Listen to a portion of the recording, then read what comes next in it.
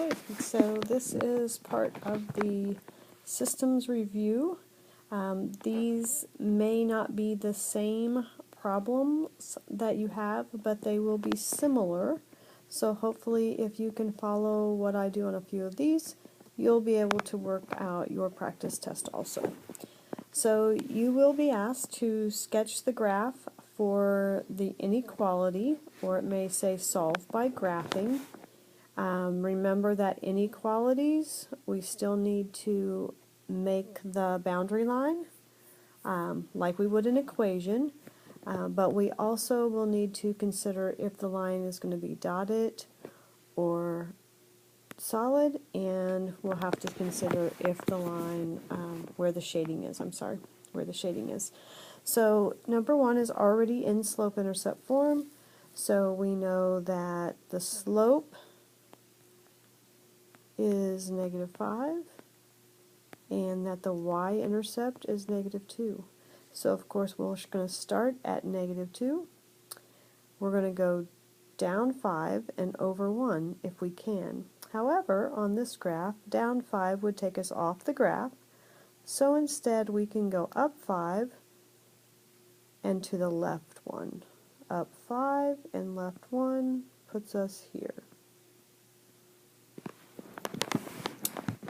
And then we want to connect, and in this case this will be a dotted line, so I'm going to connect and extend, and excuse my sloppy line, but connect and extend, arrows at the end, still a line, still goes on forever, and then this time it says y is less. So from -2, thinking about the y-axis, -3 is of course less, and it's on this side. So that tells me then that everything on this side of the line would all be shaded. That would be my solution area. If it is not already in slope-intercept form, then all the more we need to put it in slope-intercept form, because it would be very difficult to tell which side to shade if we didn't do that.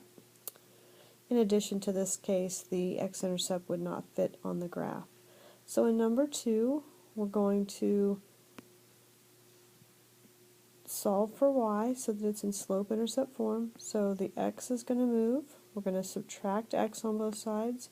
We then have -5y greater than equal to -x plus 10. Divide it all by -5. Got to get that y by itself. Alright, so now y, remember when we divide by a negative, we have to reverse that inequality sign. So if I multiply or divide by a negative, I'm going to flip that sign. So that becomes less than or equal to. Negative and negative makes the slope positive. Remember that was 1x, so this is 1/5 x.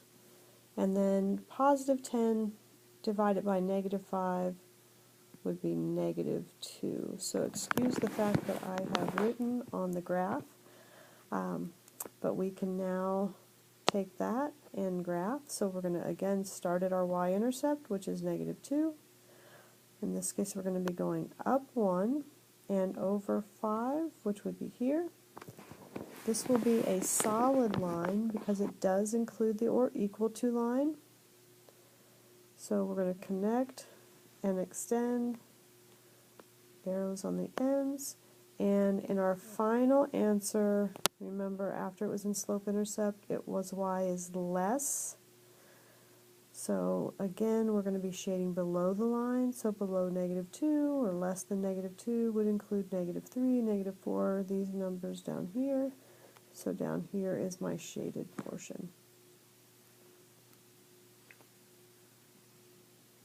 Okay, so those are reminders on how to graph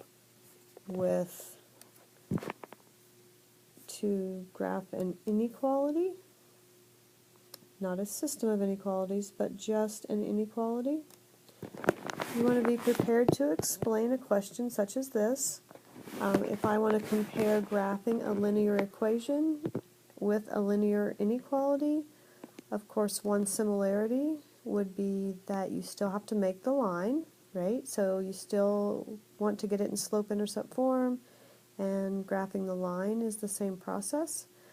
However, with the inequality, a difference would be we have to decide if it is a dotted or solid line, and there is also always going to be shading on your graph if it is an inequality. So if we're using any of these symbols,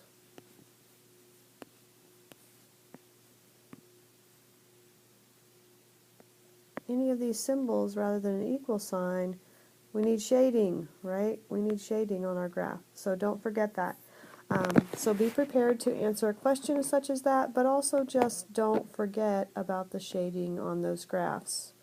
So that's an important part of graphing an inequality, because it is not just the points along the line, but it is a whole shaded portion of the graph. Okay, so there's a little bit of refreshing about graphing inequalities.